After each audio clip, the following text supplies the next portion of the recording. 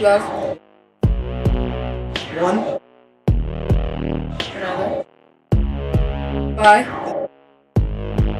this all men will know that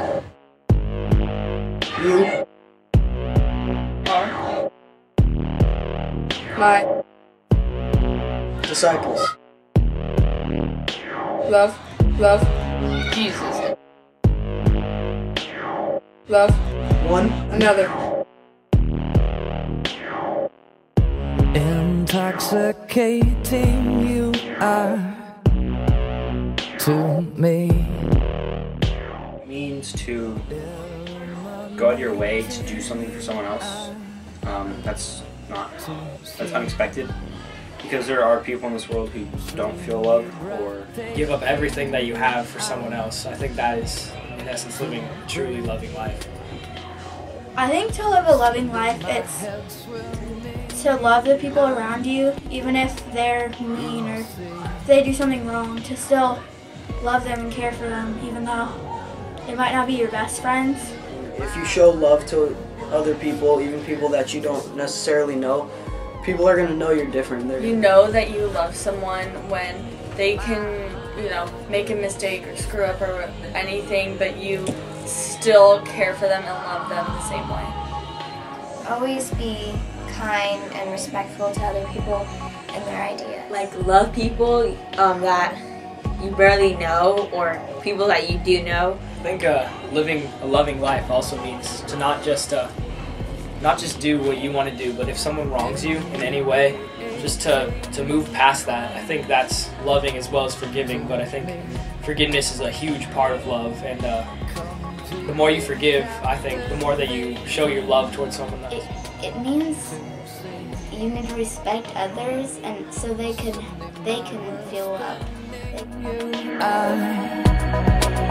You see,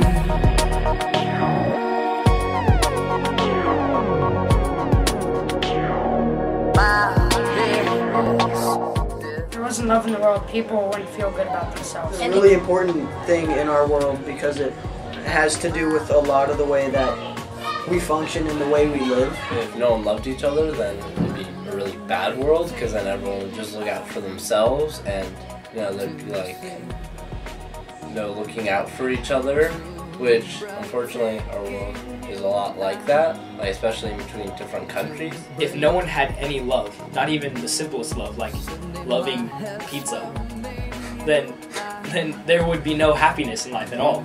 Because if you don't, even the simplest things like loving pizza, if you don't have that, then there would be no purpose to life at all. I think if there was no love in the world, there would just be evil and hatred, and I think it'd be much just like the devil's home, and that's why we have love.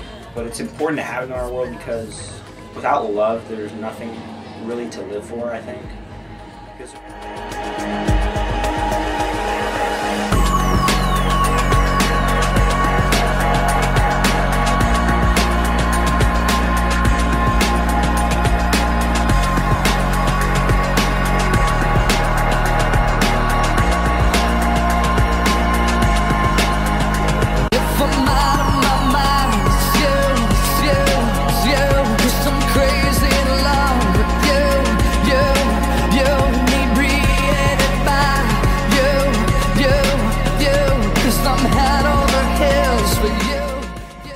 I want to love others by showing them that I can love them even when they're not nice to me. I want to love others by showing why I go to church and why I choose to come here, and that it's not a forceful thing, like it's something fun and that you should choose to go. I want to love others by seeing them for who they really are. I don't want any sort of judgmental or anything that I've heard from someone to cloud my vision of who they are as a person. I want to love others by accepting them. I want to love others by just being nice. if someone messes up, like, don't laugh at them and point at them or anything. I want to love others by accepting them for who they are as a person and not judging them. I want to love others by giving them my time and attention.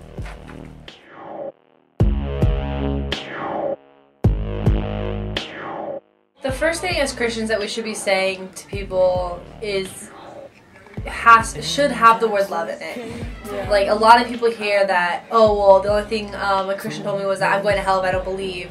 They should be like, no, God loves you. And they say, oh, I'm going to hell. No, God loves you. God loves you and I love you. No matter what. Living just to love. That's what God tells us to do, basically. Because that's what Jesus did. He didn't go around trying to make himself the most popular, obviously, because everyone wanted to kill him. But he loved those that needed it most. He loved the sinners. He loved the drunkards. He loved the prostitutes of society. And I think as hard as it is, that's what God calls us to do. He calls us to love on the rejects just for the sole purpose of loving them, because that's what he does. He does that to everyone, no matter who they are. So.